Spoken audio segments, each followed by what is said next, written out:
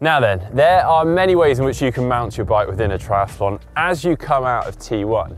But there's one that always turns the heads. It is the flying mount, of course. Now, many people just leave this one purely to the pros, but actually, it's really not as hard as many people think. If done correctly and properly, it can save you some valuable time. So here is how to do a flying mount the easy way.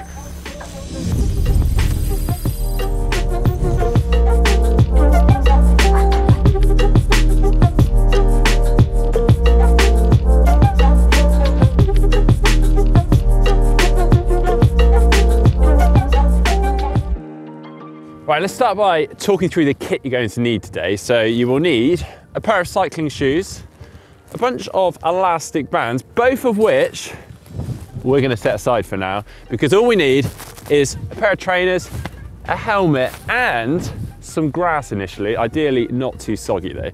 So let's get straight into this. So we're going to start obviously wearing our trainers and helmet. We need to figure out which side of the bike we prefer to mount from. So for me, I much prefer to mount the bike from the left-hand side of the bike. We also need to set the pedals to the 3 and 6 o'clock position. Now, ideally, we'd have the drive side, which is this side, pointing forwards. I'll explain a little bit more on why that is later on in this video. But now, let's start by walking it through.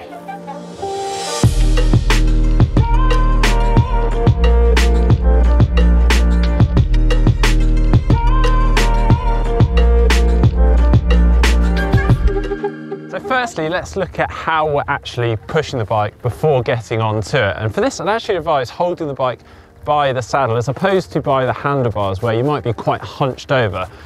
By the saddle means you can be in a nice upright, normal posture for running.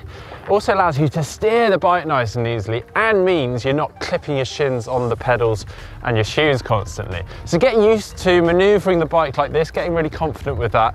And then we want to move our hands down to the handlebars as we cross that T1 mountain line. So get used to doing that, switching from the saddle to the handlebars. And once you're really confident with that, park that and we'll move on to the bit that you've all been waiting for.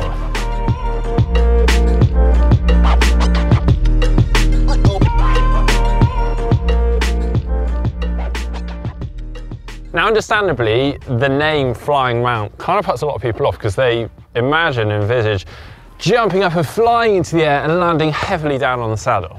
But that really doesn't need to be the case, and I'm about to show you just how little of a movement it needs to be. So I'm going to walk through this. First of all, hands onto the handlebars already, as I mentioned already, as you will do as you're about to jump onto your bike. And let's walk through this. So I'm going to go up onto my toe, and the leg closest and nearest to the bike is going to come up, around and behind the saddle, and then I'm going to plant myself onto the saddle. That wasn't a very big movement there, and I have got myself onto the saddle. Admittedly, I did need to kind of slide myself across the saddle a touch, and you are going to be doing this at a faster pace. So you might want to put a little bit of a hop in. So try that again, up onto the toe, a little hop, and onto the saddle. That's a very small movement, and probably nothing like you were imagining expecting. So practice this through on a nice soft surface, the grass, build your confidence up, build the speed up with time, and away you go.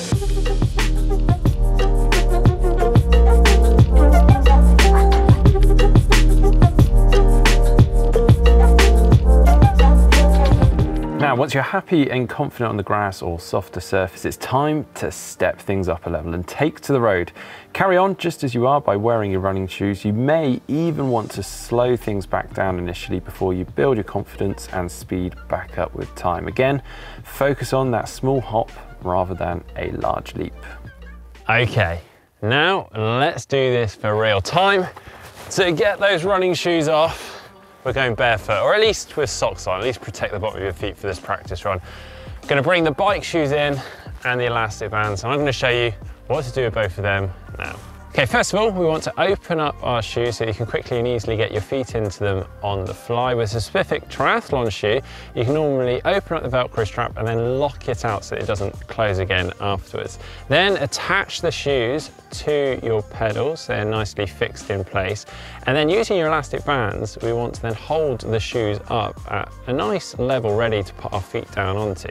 So, put the elastic bands through the heel loop that you hopefully have on the back of your shoes and then attach that to a convenient spot on the bike. Now earlier I mentioned about having the drive side pedal pointing forwards at the 3 o'clock position. Now that will allow you to attach the elastic band to the front mech. And then on the other shoe you can normally attach that to the rear stay or to your quick release skirt.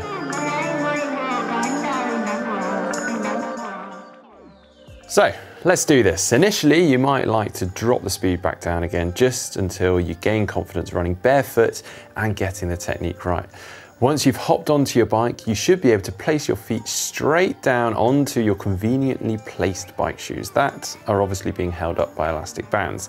Simply start pedaling to break those elastics, and with your feet on top of the shoes, continue to pedal to get yourself up to speed. And then coast whilst you lean down, grab the heel of the shoe to help slip your foot in and then fasten that shoe up. I would then recommend pedaling again to get your speed back up before doing the second shoe.